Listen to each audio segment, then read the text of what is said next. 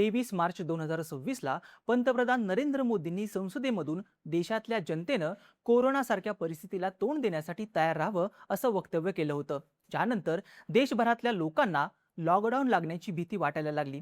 लोकांनी घाबरून जीवनावश्यक वस्तूंसाठी दुकानांबाहेर रांगा लावल्या होत्या। यात सगळ्यात जास्त गर्दी पेट्रोल पंपावर पाहायला मिळाली। लोकांमध्ये पॅनिक बाईंगचं प्रमाण खूप जास्त वाढलं। त्यानंतर परिस्थिती सुधारली, पण 10 मेला तेलंगणा दौऱ्यावर असताना पंतप्रधान मोदींनी देशातल्या जनतेनं पेट्रोल डिझेल कमी वापरावं, वर्क फ्रॉम होम मॉडेल पुन्हा स्वीकारावं आणि पुढचं 1 वर्ष तरी सोने खरेदी करू नये असं आवाहन जनतेला केलं। संकटाचा मिळून सामना करूयात असंही मोदींनी जनतेला सांगितलं। मोदींच्या या आवाहनानंतर देशात पुन्हा एकदा पॅनिक सिच्युएशन निर्माण झाल्याची परिस्थिती आहे। सोमवारी कोल्हापूर, पुणे, मुंबई, धाराशिव यांसारख्या शहरांमध्ये नागरिकांनी पेट्रोल पंपावर मोठी गर्दी केली, तर सोने कारागीर आणि सराफा दुकानदारांची धाकधूक सुद्धा वाढली।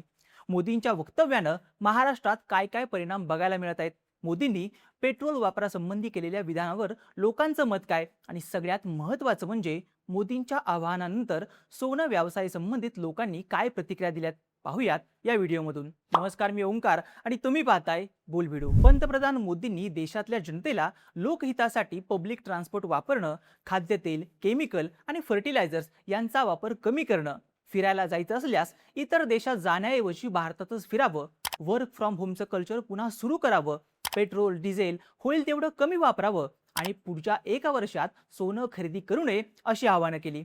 मोदींच्या या आवाहनानंतर हैदराबाद, अहमदाबाद, प्रयागराज, इंदोर अशा अनेक शहरांमध्ये लोकांनी पेट्रोल पंपावर गर्दी केल्याचं दिसलं, तर महाराष्ट्रात पुणे, अमरावती, कोल्हापूर, नागपूर, छत्रपती संभाजीनगर या मोठ्या शहरांमध्येही पंपांवर गर्दी पाहायला मिळाली। पेट्रोल डिझेलची ही अवस्था असताना 11 तारखेला सकाळपासून नाशिकमध्ये सीएनजीच्या तुटवड्यामुळे पंपांसमोर मोठी गर्दी पाहायला मिळाली। या सगळ्यावर पेट्रोल भरण्यासाठी आलेल्या लोकांनी माध्यमांशी बोलताना दिलेल्या प्रतिक्रिया ही महत्त्वाच्या आहेत। काही नागरिकांनी आम्ही मोदींचं आवाहन पाळून पेट्रोल आणि डिझेल कमीत कमी वापरायचा प्रयत्न करू असं सांगितलंय, तर दुसरीकडे मोदींनी केलेलं आवाहन सत्यात उतरणं 99% शक्य नाही असं सांगितलं जातंय। काही नागरिकांनी सांगितलं, प्रत्येक व्यक्ती वर्क फ्रॉम होम करू शकत नाहीये, गाडी घेऊन बाहेर पडलोच नाही तर घरात पैसे कुठून आणणार, सार्वजनिक वाहनांचा वापर करावा तर त्या वाहनांची असलेली कमतरता आणि त्यामुळे होणाऱ्या गर्दीमुळे एवढ्या लोकांना प्रवास करणं शक्य नाहीये। ज्या लोकांचं काम हे वाहनाशिवाय होऊ शकत नाहीये, जसं की रिक्षा चालक, ट्रान्सपोर्ट, खाद्यपदार्थांचे छोटे व्यावसायिक, अशा लोकांनी पेट्रोल डिझेल वापरलं नाही तर त्यांच्या घरात खायला काहीच मिळणार नाही अशी प्रतिक्रिया कोल्हापूर, पुणे आणि मुंबईतल्या नागरिकांनी दिल्या आहेत। पण यासोबतच नागरिकांनी सरकारवरही टीका केली। सामान्य नागरिकांना पेट्रोल डिझेल कमी करायला लावण्याआधी मंत्री, आमदार, खासदार आणि नेते मंडळींच्या ताफ्यातील गाड्या आधी कमी करा।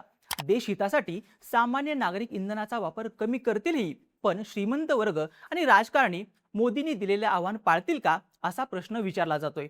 थोडक्यात पेट्रोल डिझेलचा वापर कमी करावा याबाबत लोकांच्या सकारात्मक आणि नकारात्मक अशा दोन्ही बाजूंच्या प्रतिक्रिया आहेत। आता हे झालं इंधनाचं।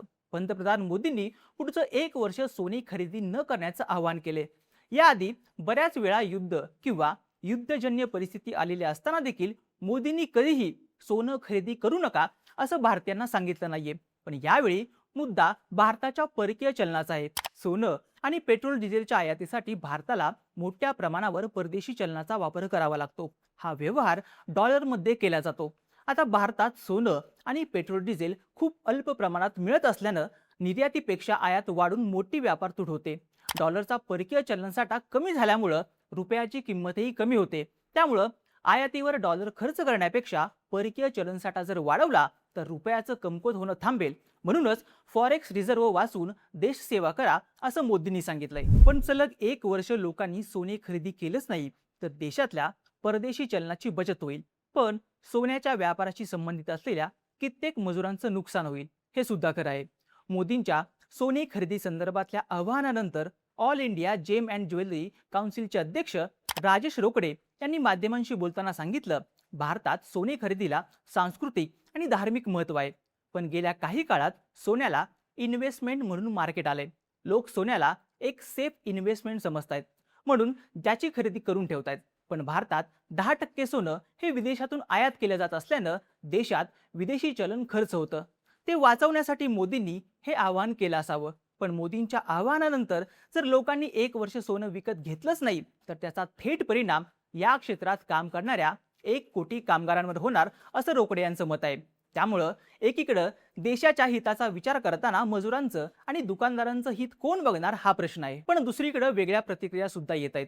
मोदींनी सोनं न घेण्याचं आवाहन जरी केलं असलं तरी लोक सोन्याची खरेदी थांबवणार नाहीत. खरेदीचं प्रमाण कमी होईल पण खरेदी पूर्णपणे बंद होणार नाही असंही व्यापाऱ्यांचं मत आहे.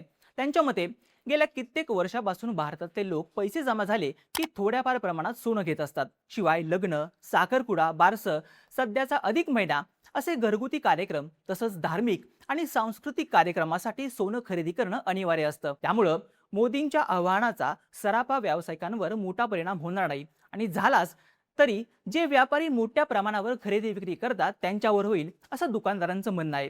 तर एकीकडे हे होत असतानाच आता सोन्याला पर्याय शोधण्याकडे लोकांचा कल असेल असंही सांगितलं जातंय.